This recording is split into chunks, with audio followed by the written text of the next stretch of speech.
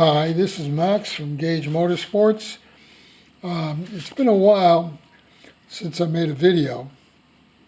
I actually hesitate because of all the AI videos that just are out there to con people, and they didn't want my videos to be mistaken for one of those. So today I want to talk about the braking procedures for the GAGE WarHead. And although there's many trains of thought in high-performance engine theory, I try to bring you what I believe will help with that understanding. So today I'm going to answer some questions that I get regarding that GAGE WarHead and its braking procedures. First of all, the easy answer is take it out of the box and race it, period. And let me explain what I mean by that.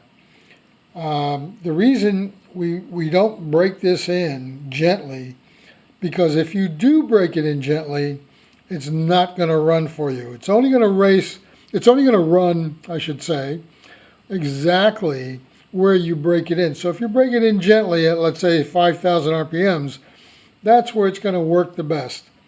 If you break it in at 10,000 RPMs, that's where it's going to run the best. And I'm going to do a short explanation as to why that is, but there is a video under instructional videos on my website for F1 seats, which goes into a lot of detail.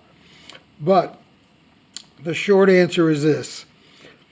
This being the intake valve here and the exhaust valve here, this cold intake air-fuel mixture, especially if it's methanol, it's going to be ice cold coming in. It actually cools off about a third of the exhaust seat, and the rest of the exhaust seat stays hot. And vice versa on the intake. From the heat on the exhaust side, it's going to warm up about a third of the intake seat, and the rest of the seat is going to stay cold. And the net result of that is both of those seats are going to egg shape because of that partial heating on one side or partial cooling on the other side. And when they egg shape, the valves won't seal anymore. So the material that we use for these valve seats now is Moldstar 90, which is a copper-based material and very soft. The valves will hammer themselves in. And the seats, by the way, start off with a 5-angle cut on them. So there's almost a razor edge contact point. And what will happen is the valves start to hammer themselves in at operating temperature. And by operating temperature, I mean full race, wide open throttle conditions. It's going to get you to the temperature that the engine races at and that the head is going to be used at. So whatever distortion is going to take place, it's going to take place at that temperature. Now the valves hammer themselves some beautiful seats, and they don't leak at that operating temperature. And the beautiful part about this material is that once these things hammer themselves in, they work hard, and so they'll actually turn into a hard surface contact patch.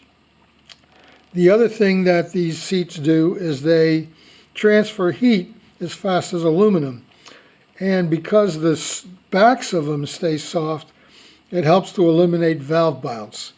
Valve bounce is a big issue. Anyway, so that's the short answer as to why you want to race these things immediately. Take it out of the box and race it. If you've got an engine that you just built and you need to break that engine in, break it in with a different head. Once your engine's broken in, then put this brand new head on and wide open throttle race conditions and go break it in. Now, what happens when the engine gets back down to operating room temperature? Don't try to do a leak down test because it ain't going to work. The valves are going to leak like crazy. Now, how much do they leak? Well, quite a bit. If you took the head off and put a little flashlight light into the port, you're going to see light almost like you can put your finger through it. That's what steel seats look like at operating temperature when you lap them in at room temperature.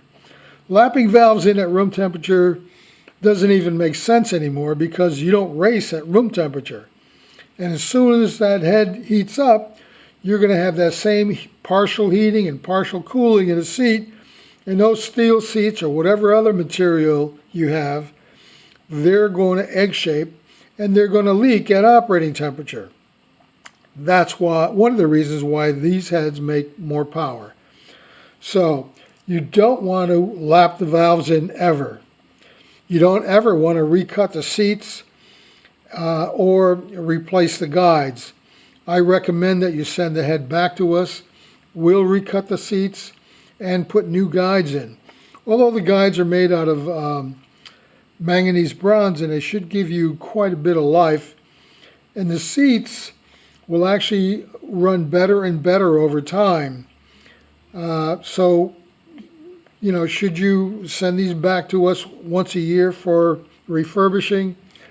Only if something went wrong. If you tapped a valve with a piston, or something bad happened, or something even a little bit bad happened, then yes, send it back to us.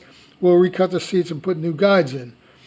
But as long as nothing bad happens, these heads will run for years and years and years, and they will get better over time as far as making power. So on the track, once you get to the track and the head's already broken in, what you want to do is you want to start these engines up a little bit earlier on the starting grid, rev them back and forth to drive some heat into them so that they're almost at operating temperature before they open the gate and let you out on the track.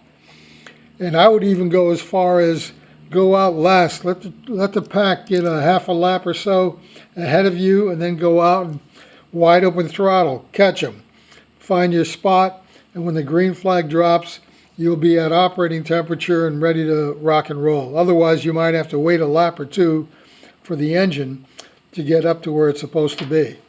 Anyway, that'll be it for today. We are going to make some more videos on some performance tricks over the next month or two. So keep an eye out for those. And if you have any questions about what I just gave you today, give us a call at area code 702-845-7181. And I'm at 8 o'clock in the morning till 5 o'clock in the afternoon, Eastern Standard Time.